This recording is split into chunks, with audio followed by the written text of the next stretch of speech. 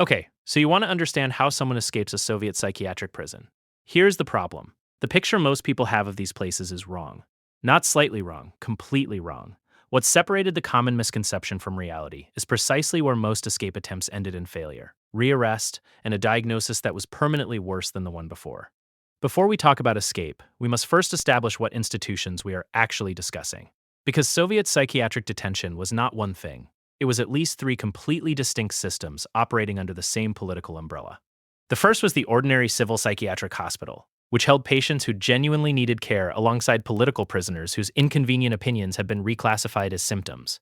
The second was the special psychiatric hospital, known in Russian as the spetspsikhbolnitsy, operated directly by the Interior Ministry rather than the health system. The third category was the transit system connecting the two, a network of transfer prisons holding cells and escorted convoys that moved patients between facilities under conditions nearly identical to criminal incarceration. Each category required a completely different strategy to exit. The most documented cases of successful exits came not through physical escape, but through the legal and medical reevaluation process, which sounds straightforward and was not. A patient committed under a diagnosis of sluggish schizophrenia, the Soviet-era classification used to pathologize political dissent, could request a review commission. The commission was composed of the same institutional psychiatrists who had made the original diagnosis. Requesting a review without the right external pressure was not an appeal. It was an invitation to receive an updated and more severe diagnosis. The patients who successfully used the review process in the 1970s and early 1980s did so because they had something attached to their names that the Soviet system was temporarily reluctant to ignore: foreign attention, a name that appeared in Western newspapers. The mathematics of external visibility were precise. A dissident with zero international profile who filed a review request had a rehospitalization rate that approached 100% within 24 months of conditional release. A dissident whose name had been published in Amnesty International materials, whose case had been raised by a Western government even once in an official communication, faced a meaningfully different calculation. The Soviet state still wanted them contained, but the cost-benefit analysis of recommitting someone whose case would generate another round of foreign press coverage shifted enough to produce conditional releases in a significant number of documented cases. Physical escape from a spetspsikhbolnitsy was, by every account from former inmates, nearly impossible from inside the facility itself. The architectural design of these institutions was not hospital design. It was prison design with medical terminology applied to the exterior. A patient found attempting physical escape was not disciplined through hospital procedure. They were treated as a security incident, transferred to a more restrictive unit, and given a substantially heavier pharmaceutical load within 48 hours of recapture. The drug protocols used in these cases, high doses of haloperidol and sulfazine, a substance that caused severe muscular pain and high fever, functioned as both punishment and incapacitation. The successful physical exits that did occur happened almost exclusively during the transfer phase, not within the facilities themselves. When a patient was moved between institutions, the security profile dropped. A single guard, sometimes two, would escort a patient through a public train station, through a city street, through a corridor that connected to the outside world in a way the facility never did. Between 1965 and 1985, a small but documented number of patients used this window. The escort had to be momentary. The patient had to be coherent enough to move quickly, which meant the pharmaceutical load had to be low enough to allow functional decision-making. And a contact on the outside had to be in exactly the right place at exactly the right time, which required communication that the facility's mail censorship system was specifically designed to prevent. The communication problem was its own separate architecture of difficulty. All outgoing mail from special psychiatric hospitals was read before it left the building. Incoming mail was screened. Visitors were permitted only with administrative approval, and approval was controlled by the same staff responsible for the patient's detention. The methods that actually worked were narrow: coded language and approved correspondence, references opaque enough to pass institutional review, but specific enough to convey information to a recipient who understood the system. Smuggled messages passed through the hands of released patients who agreed to carry information out on behalf of those still inside. The released patient network was the most reliable channel that operated at any scale. When a patient was conditionally discharged, they carried knowledge. They knew the transfer schedules. They knew which guards worked which shifts. They knew the pharmaceutical protocols well enough to describe to a foreign journalist exactly what was being administered and at what dosage.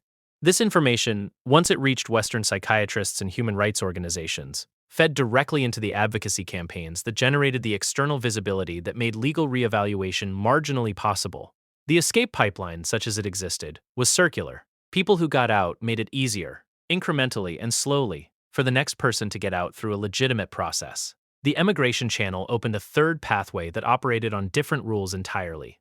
Between 1970 and 1980, Soviet policy on Jewish immigration shifted under a combination of domestic political pressures and external incentives tied to trade negotiations with the United States. Inside the psychiatric detention system, patients who could establish Jewish heritage and who had relatives in Israel or the West gained access to a request mechanism that the Soviet state evaluated on different grounds than ordinary discharge requests. This was not a reliable channel. It was gamed, delayed, and frequently denied. But it was a channel that did not exist for patients without this specific profile. Documented cases show that the average processing time between an emigration request filed by a psychiatrically detained individual and an actual exit, when exit occurred at all, was between 2 and 7 years. The pharmaceutical dimension of escape planning is the part that most historical accounts underweight. A patient on a standard haloperidol protocol at a Soviet special psychiatric hospital was not capable of executing a complex escape plan. The drug, at the doses administered in these facilities, produced severe motor rigidity, cognitive slowing, and an emotional blunting that affected the will to act as much as the capacity to act.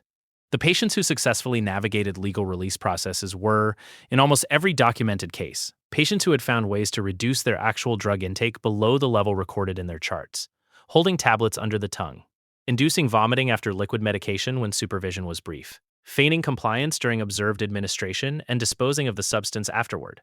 These were not sophisticated techniques. They were survival adaptations that carried serious risk of discovery and escalating treatment if caught.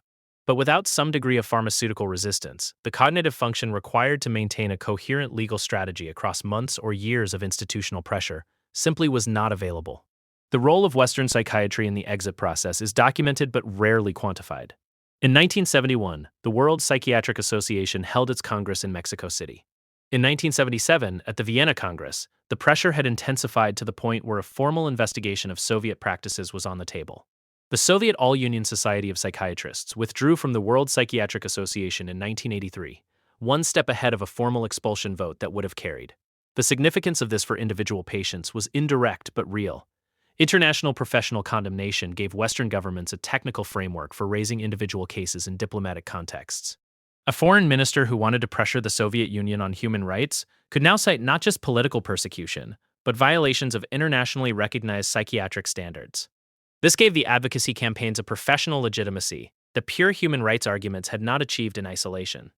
The cases that worked best combined every available element simultaneously. External advocacy. Legal reevaluation requests filed at specific points in the institutional calendar, when commission composition was most likely to include at least one member with professional exposure to Western criticism. Emigration requests running in parallel through whatever administrative channel was available. Reduced pharmaceutical compliance sustained over months without detection. Maintained contact with the external network through whatever communication channel had not been closed. None of these elements worked reliably alone. Any single element, pursued without the others, was manageable by the institutional system. The cases that produced exits within a 5-year window, rather than a decade-long window, were almost uniformly the cases where all 5 elements were running at the same time, coordinated by people both inside and outside the facility who understood the specific pressure points of the Soviet psychiatric bureaucracy. The geography of exit mattered in ways that were not obvious from the outside.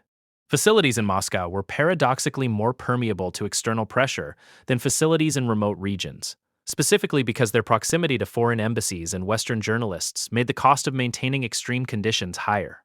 The Serbsky Center, located in central Moscow, processed a disproportionate number of the patients who eventually achieved documented exits, partly because it was the facility whose practices were most thoroughly documented by the foreign press corps operating in the city. Facilities in Kazan, Chernihiv, and Dnepropetrovsk were geographically remote, more insulated from the visibility that made exit calculations shift. Patients transferred to these outer facilities faced significantly lower probability of achieving any form of release within a 5-year horizon, regardless of which exit strategy they pursued. The documented success rate across all methods combined was low by any measurement.